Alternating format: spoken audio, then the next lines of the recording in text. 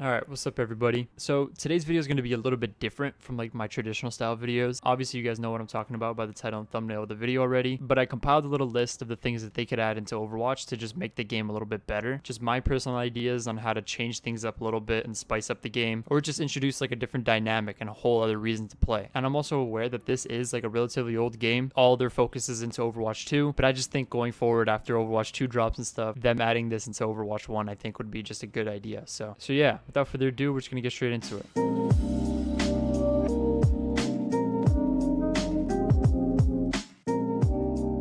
So I mentioned this one before in the past in one of my videos, but I'm just going to bring it up again because I do think it's a really good idea. Imagine if Overwatch had options for skins. So the example I gave in that video was for Ana's sniper skin. Imagine if we can have this sniper skin, right? But instead right here we have equipped, unlock, and other, or options, for example. And when you click on that options button, it will have option 1, option 2, option 3, and it's just a different variation of the skin. So let's say option 1 would be this one, option 2 would be one with her hood up, option 3 would be with her cloak maybe zipped up or something like that. Those are just like loose ideas that I kind of just came up with on the spot. Or let's say if we want to like mix and match things. So if we want this skin, but we want the gun from Tal, for example, because we think it looks cool, the option to be able to do that I think would be really cool and add just a huge different customization thing. Customization is obviously a huge part in video games, right? It shows off your unique style. It shows off what you're into. It shapes and forms the game into you, into who you are. And it's kind of like a representation of your personality. So I think the option to make like a quote unquote one of a kind version of a skin that you like, I think would be really cool. Like let's say I wanted to have option 2 Ana with her hood up,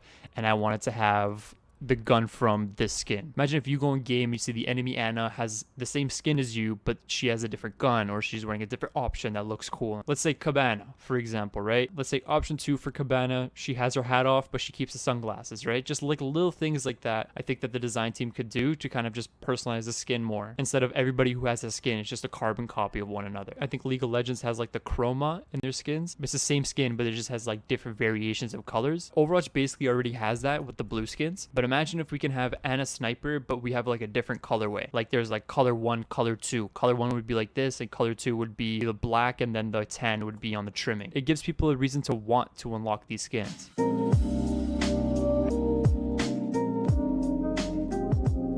I think this one is the one that I want to talk about the most because it's the one that I want to see the most in the game. I think they did a great job with these. I think implementing these purple skins, there was this one, there was the Baptiste Vampire. Imagine if like every other week or once a month or whatever, like a new skin, a new spray, a highlight intro, whatever, that's exclusive to completing a task or a challenge. And there was no other way for getting that skin or that spray or that intro besides completing the challenge. There would be no way to buy it or get it in loot boxes. You know, just to give a few examples for this, let's say during the Boston Uprising event, if you were to complete that Boston Uprising event on the hardest difficulty without anybody in your squad dying or completing it solo, you get a skin. You get that exclusive skin that's exclusive to you because you earned it. First thing that comes to my mind when I think of this is Halo. I played a lot of Halo when I was a kid. I don't know if any of you guys ever played Halo, but there was something called the Vidmaster achievements. And if I remember correctly, if you completed all the Vidmaster achievements, which some of them were like ridiculously hard, you got rewarded with a special armor. It was called the Recon armor. There was one in Halo 3, I think, that you had to play on the 7th of the month at 7 p.m. and you had to get like a certain amount of kills or something like that. If I end up finding the achievement online, I'll put it in the video. Maybe not that ridiculous because that's kind of crazy. I think that system was just overall more rewarding rather than, oh, I bought a BlizzCon ticket and I got like the BlizzCon skin for Bastion. I don't have the skin. It doesn't even show the skin on here. I think when it comes to the exclusivity of that skin, you feel good putting in the work to get it. You feel good in game when people respect you for seeing that like you're a good player. And the thing is, there is already something like this in Overwatch with the cute sprays, right? Hit 6 enemies with a single use of Doomfist's Meteor Strike in quick or competitive play. That in and itself is pretty difficult to do unless you're in a Zarya grab or you got to do teamwork to get it. We already have a system inside of Overwatch like this. So just taking this concept and kind of just making it a little bit bigger, taking that concept and applying it to like getting a skin gives you a different reason for playing other heroes. I think when it comes to just having the arcade loot boxes, the Junkrat Inferno and the Baptiste Vampire, that entire system and addition is great for sure, but just getting wins to get that skin doesn't really feel rewarding. It feels kind of just cheap. You know, I can hop into TDM and get carried, and I understand why Blizzard does this. It might make sense from a business standpoint. They're obviously trying to cater to the overall player base of Overwatch, and Overwatch has a lot of casual players. I know that there's a lot of players out there who don't even touch competitive. They just play quick play and arcade, but there also is a really hardcore hardcore niche player base that just wants more out of the game besides just climbing the competitive ladder. So implementing this kind of system where it's grindy, where it's hard for us, where we're implementing our skills that we put so many hours into, forcing us to use different heroes that we might not be comfortable with. I think a hardcore challenge like that is healthy for the game. Even implementing it into the events that they come out with. Lucio Ball comes out with a new skin. You need to get 10 goals in one match to get this Lucio skin. I'm pretty sure people would boost for that 100%, but that's just like a loose idea. The closest thing personally for me that we have to it is like these gold weapons. Like we grind it competitive, we rack up these points, and you feel good when you buy the gold weapon. It's kind of like a statement to people in games. When you have a gold weapon on a hero, that means you're kind of good at the hero, you play him a lot. Imagine if we had a complimentary exclusive skin to that hero. The only way people know you got this skin is if you grinded for it. Got it by completing a really hard task. I think implementing some kind of system like that is really healthy for the game.